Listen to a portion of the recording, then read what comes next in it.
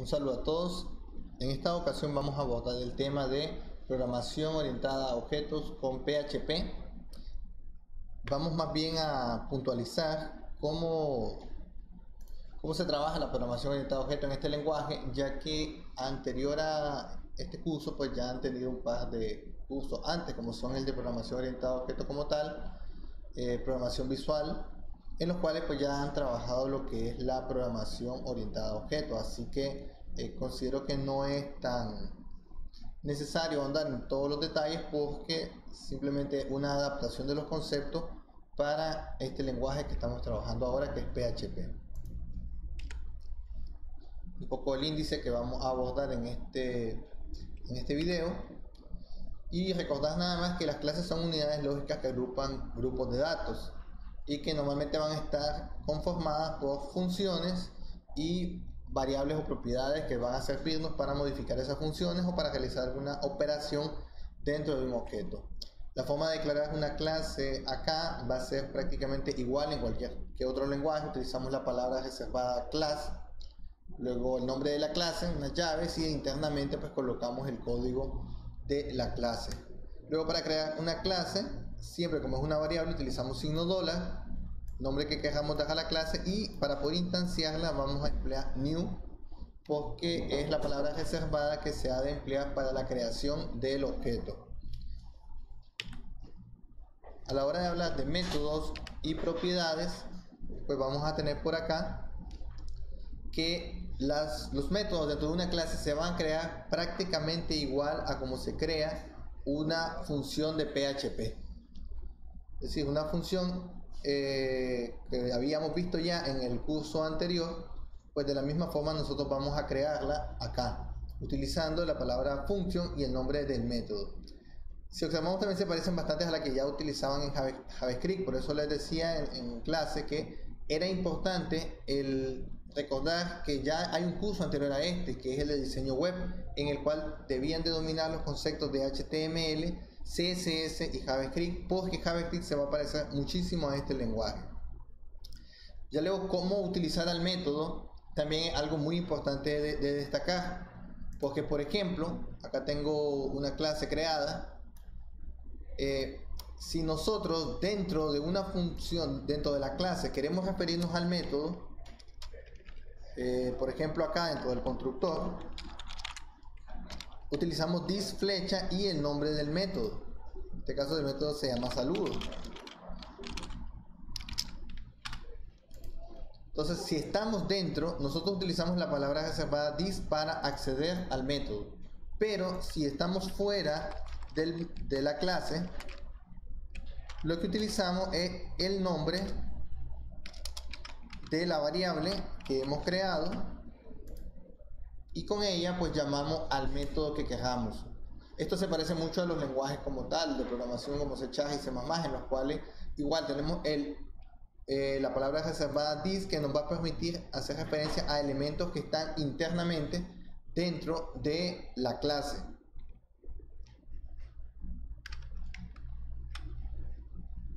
Que es lo que se comenta por acá, las llamadas desde dentro y fuera de una clase. Luego tenemos el constructor. El constructor, a diferencia de otros lenguajes, acá no es una función con el nombre de la clase. Acá se utiliza una palabra reservada llamada construct, pero identificado con dos guiones bajos, que es lo que vemos también en el ejemplo. Tengo acá en el ejemplo una función llamada _construct, y esto es lo que entiende el lenguaje que es el constructor de la clase. Si nosotros ejecutamos esto, vemos que nos imprime hola mundo, buenos días. ¿Y esto por qué es? Para que quedemos un poco claro de ellos también. Porque al crear al objeto, o más bien, si yo comento esta línea primero, tengo esto de acá, que es la creación del objeto. Al crear el objeto se va a llamar al constructor. El constructor va a imprimir este hola mundo, y luego va a llamar a la función saludo, que lo que hace es imprimir el mensaje que tengo acá, buenos días. Por ello es que si ejecuto esto, se imprime hola mundo, buenos días, a como lo estamos apreciando.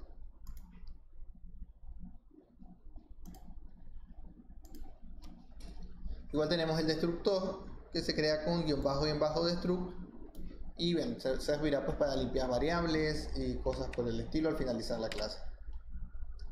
Tenemos lo de la visibilidad de los métodos. Igual que en los lenguajes que ya hemos estudiado, vamos a existir los tipos de modificadores de acceso público, protegido y privado. En el ejemplo que estamos viendo acá, tengo esta función, este método de la clase llamado saludo, que es público. Público significa, recordemos, que puede ser accedido desde fuera de la clase y desde las clases derivadas sin ningún problema. Por defecto, los métodos, si no les ponemos ni modificador ni ningún otro atributo, es decir, como acá como el constructor, creamos un método que tenga también esa sintaxis, pues ese método va a ser público por defecto en PHP. Luego también está esta palabra de acá que utilizamos, final, es opcional. De hecho, la visibilidad también es opcional. Ya he dicho que por defecto va a tomar la visibilidad pública, pero la palabra final nos permite indicar que este método no va a poder ser redefinido luego en las clases derivadas. Recordemos que cuando hablamos de herencia y de programación orientada a objetos en general, tenemos la posibilidad de crear una clase base y luego derivar de ella y redefinir algunos métodos en la clase derivada. Pero si un método es marcado como final, ese método no va a poder ser redefinido en la clase derivada, y eso es lo que indicamos precisamente acá. Luego tenemos las propiedades dentro de los métodos. Se les puede agregar un modificador o no, igual pues es válido. Si nosotros acá dentro del ejemplo que estamos trabajando podemos crear por acá una variable llamada var1 a la cual le podemos dar un valor, y luego pues para acceder yo a esta variable, pues igual que en el caso de los métodos, va a depender. Si estoy dentro del método, pues vamos a utilizar signo $dis, flecha y el nombre de la variable para poder acceder a ella, porque como estoy dentro de la clase, entonces utilizo signo $dis para acceder a cualquier atributo. Lo tengo, buenos días Denis. Por el contrario, si estoy fuera, lo haría igual que con los métodos. Nombre de la variable y luego, perdón, nombre de la variable de la clase y luego nombre del atributo. En caso pues de que quisiera imprimir la variable, por eso me imprime hola Denis y luego Denis también. Entonces vemos que se va aplicando igual que con los métodos el caso de las variables.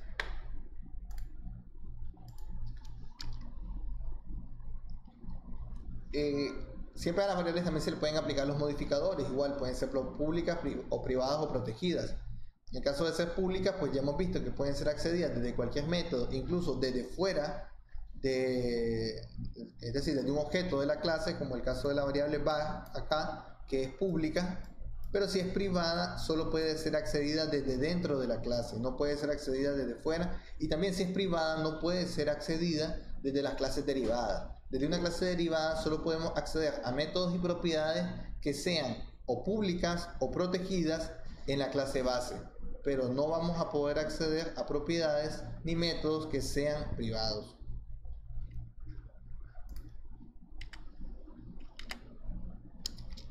A la hora de hablar de herencia, nos hacemos referencia a la posibilidad de tener una clase base y luego clases derivadas. Es una de las principales razones de hacer programación orientada a objetos, que nos permite la reutilización de código. Y acá pues la herencia se utiliza o se realiza empleando la palabra reservada extend, donde var sería la clase base y fun sería la clase derivada de var. Luego a partir de acá pues se aplicarán los mismos conceptos de programación orientada a objetos que ya debemos conocer y que ya he comentado también, que si un método o un atributo es privado, no lo vamos a poder acceder en la clase derivada. Si un método o atributo es protegido o es público en la clase base, sí podemos accederlo en la clase derivada. A esos atributos o métodos que están en la clase base accedemos como que estuvieran declarados en la derivada utilizando this flecha y el nombre del atributo o el nombre del método, igual como que lo tuviésemos a mano en la derivada, pues accedemos a él. Y si quisiéramos acceder a algo muy puntual de la clase base que no tenemos acceso en la derivada porque probablemente lo estamos redefiniendo, pues utilizamos la palabra parent, dos puntos, y ya con ello sí podemos acceder a algo que está en la clase base. Este escenario que estoy planteando es, por ejemplo, cuando hayamos redefinido un método. Si tenemos un método llamado saludo en la clase base y luego tenemos un método llamado saludo en la clase derivada, si nosotros hacemos signo de las dis flecha saludo, estaríamos refiriéndonos al método saludo de la clase derivada, porque this hace referencia a la clase actual. Entonces, como el método saludo está en la clase actual, en la clase derivada, es a ese método saludo al que estaríamos refiriendo. Pero si nosotros quisiéramos hacer referencia al método saludo que está en la clase base, pues no podríamos usar this, sino que tendríamos que usar parent, porque sería la forma de decir que lo que quiero es algo que está en la clase base y no en la clase derivada. Pero ya digo, esto se emplea principalmente cuando tenemos en la clase derivada un método que está redefiniendo a otro método que está en la clase base. También tenemos disponibles lo que son los métodos y variables estáticas, muy comunes también en los lenguajes de programación orientados a objetos que hemos visto. Características: una propiedad estática posee una única copia para todas las instancias de los objetos, con lo cual da igual cuántas veces declare un objeto de la clase foo, si uno de ellos modifica la variable signo las var, esa modificación la verían todos los demás objetos. Es una característica de la variable estática. Y también podemos hacer métodos estáticos. Los métodos estáticos no necesita que se cree un objeto para que puedan ser utilizados, en primer lugar. Y segundo, si un método estático tiene la limitación de que solo puede acceder a variables estáticas, no puede acceder a una variable o un atributo miembro. Eso no es posible. ¿Por qué? Pues porque precisamente el método puede ser accedido sin necesidad de crear un objeto, y un atributo aparece cuando el objeto se crea, cuando el objeto se le asigna memoria. Entonces no podemos acceder a algo que todavía no tiene memoria. ¿Cómo se accede a una variable estática? Vamos a declarar por acá una variable estática, ¿sí? Vamos a crear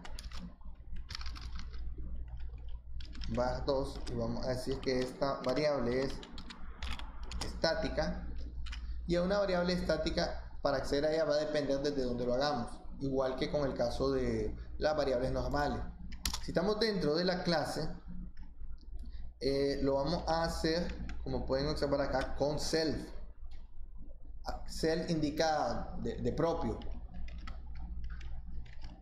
Entonces vamos a hacer self dos puntos, porque el flecha se reserva para objetos instanciados, y en este caso no estamos hablando de algo instanciado, y luego el nombre de la variable var2.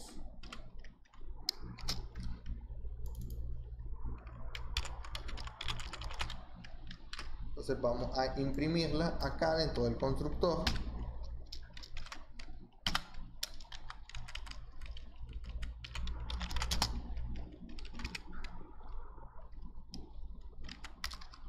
Simplemente vamos a imprimir la variable en el constructor. Vamos a comentar esta línea, vamos a ver el resultado, y como pueden ver ya me está imprimiendo la variable sin ningún problema. Entonces, si la llamo desde dentro de la clase, lo hago con self. Si lo hago desde fuera de la clase, vamos a comentarla de acá, bueno, para que no lo imprima dos veces el nombre.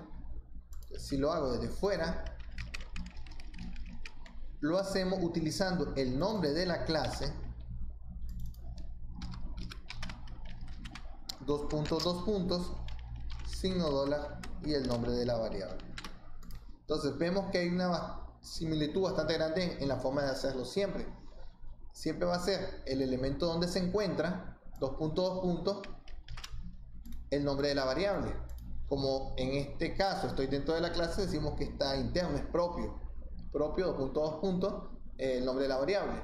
Como aquí estoy fuera de la clase, te voy a indicar la clase en la que está, dos puntos, el nombre de la variable. Esto lo probamos. vemos que obtenemos el mismo resultado. Para los métodos esto funciona exactamente igual. Si está dentro es self 2.2. El nombre del método, vemos que se llama fn. Si está fuera del método, igual nombre de la clase 2.2. El nombre del método, suponiendo que el método se llame fn. Entonces en ese sentido es exactamente igual, sea método o sea una variable, si estamos hablando de elementos estáticos.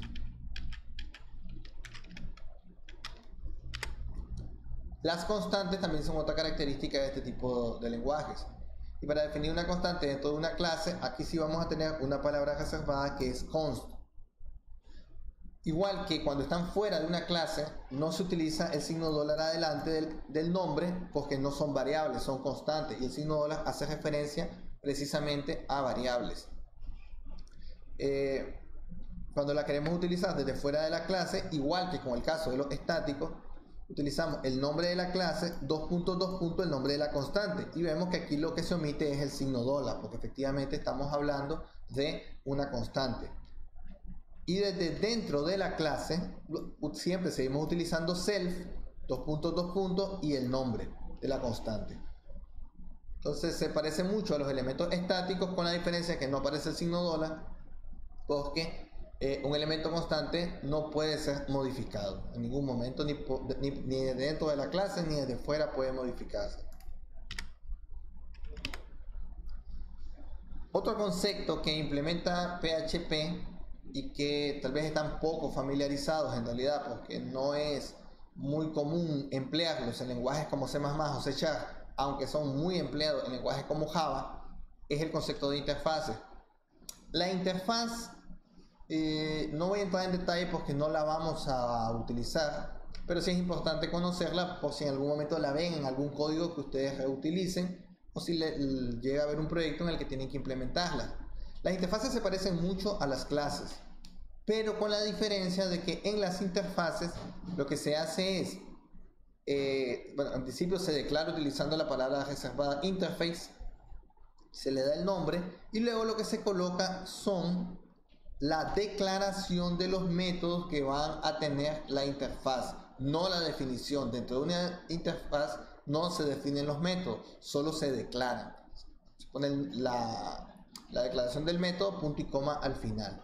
Entonces pueden haber tantos como queramos, pero no se declaran. Esa es la característica de la interfaz.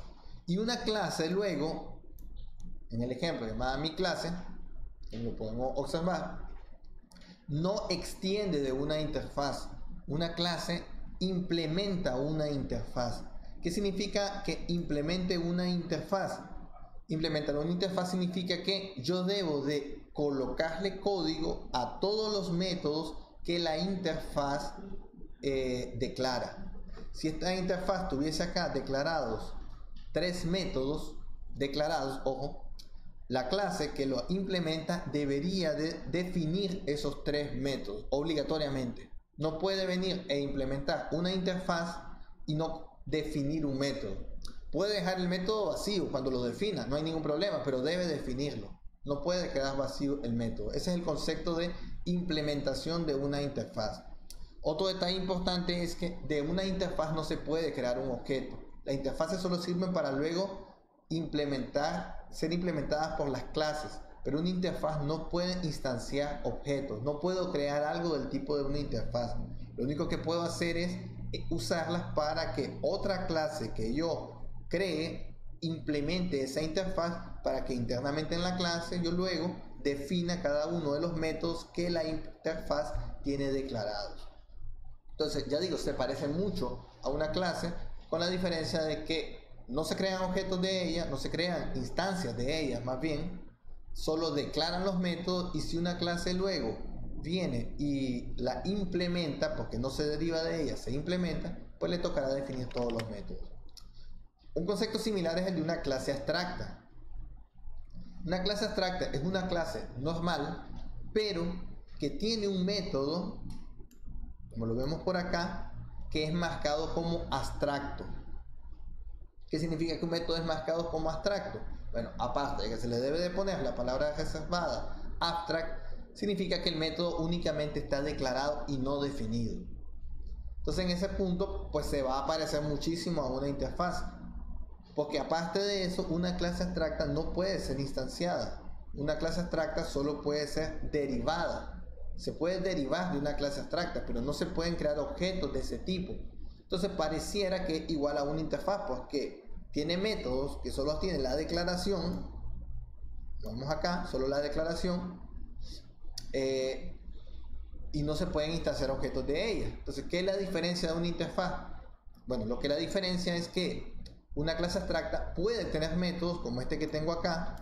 Aquí esto debería ir acá abajo para que esté bien declarado el método, pero tiene métodos que sí pueden tener cuerpo. Es decir, tengo una clase que es abstracta, que puede tener atributos. Esta clase puede tener atributos, puede tener métodos que tengan código, pero si en algún punto hay un método que es abstracto, inmediatamente esa clase se vuelve abstracta y no puedo crear objetos entonces de ese tipo. Entonces vemos que sí tiene un poco más de funcionalidades, porque me permite añadirle atributos, me permite añadirle métodos que tengan funcionalidad aparte de esos métodos que solo están declarados, cosa que la interfaz sí que no me lo va a permitir. Y el último concepto a repasar son las excepciones. Vemos que las excepciones para lo que nos va a servir es para controlar los errores dentro de un programa y poder procesarlos de manera adecuada sin dejar que el código reviente, que sería el peor de los casos. Luego tenemos la palabra reservada throw, try, catch, y se usan de la misma manera. Dentro del bloque try se coloca el código que es posible que lance la excepción, y luego dentro del catch se recoge la excepción y internamente pues se procesa. Esta variable signó la e, que es de tipo exception, puede ponerse al revés, puede ponerse así, puede ponerse solo la variable. En ese sentido es bien flexible el lenguaje. Esa variable nos va a ofrecer a nosotros 4 métodos. En realidad nos ofrece varias cosas, pero 4 métodos son los principales: el getMessage, getCode, getFile y getLine. GetMessage lo que nos va a decir es un mensaje descriptor del error como tal. Si fue en el constructor, pues nos va a decir qué fue lo que le pasó en el constructor y por lo cual hubo algún error. GetCode, el código que se le pasó al momento en que se construyó este objeto.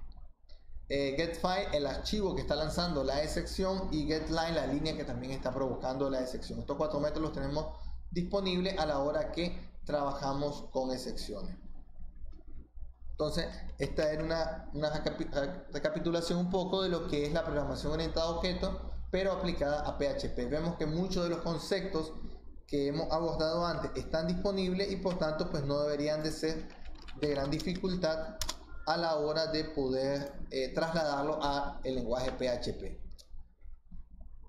Luego, con respecto a las prácticas o al material de la plataforma, de momento estamos ahora acá en este punto en lo que es la programación orientada a objetos con PHP.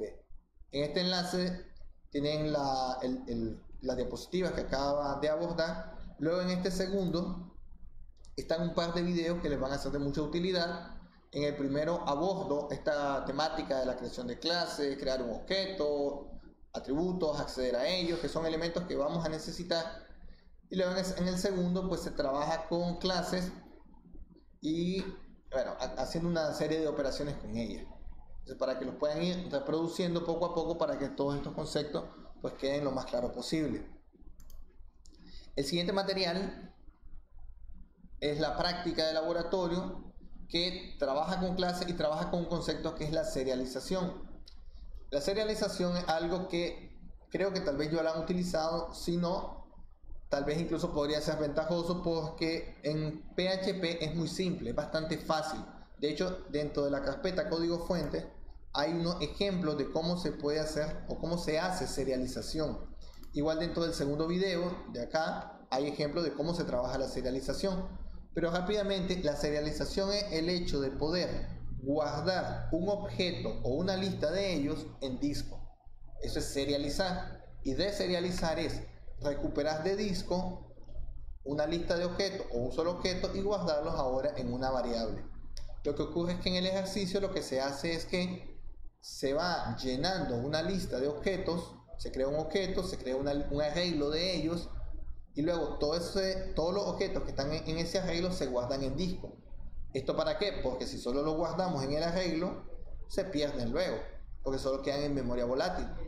Por el contrario, si yo los tengo y los guardo en disco, yo cuando vuelva a acceder a la página PHP, me va a recuperar de disco y me va a guardar en la variable todos los arreglos que estaban, con lo cual no los pierdo. Entonces es guardar en disco y recuperar de disco. Esos son los conceptos de serialización y deserialización. Y son conceptos que están presentes en todos los lenguajes prácticamente. Acá en PHP, ya digo, se hace bastante simple con un par de líneas nada más, que están tanto en los códigos fuentes como en los códigos, en los videos de ejemplo. Por último, y no menos importante, recordarles que para la semana que regresemos están disponibles el quiz de los temas 1 y 2. Van a tener tanto martes como miércoles. De la semana que volvemos, me parece que son martes 6, sí, martes 6 y miércoles 7. Esos 2 días los tienen disponibles para poder acceder a la plataforma en el momento que ustedes lo deseen y hacer el quiz que corresponde a este primer tema. Lo que es la práctica la entregaríamos la semana siguiente. Bien, estas son las orientaciones que tenía para darles en esta semana. Espero que el material les sirva, que puedan irlo trabajando y de esa forma pues conseguir el objetivo de salir bien en la prueba e ir avanzando en la práctica. De igual forma, cualquier duda que tengan sobre la práctica me la pueden hacer llegar, sea por Teams o sea por la plataforma, y en el momento pues que puedan les daré respuesta. Solamente que tengan buen día.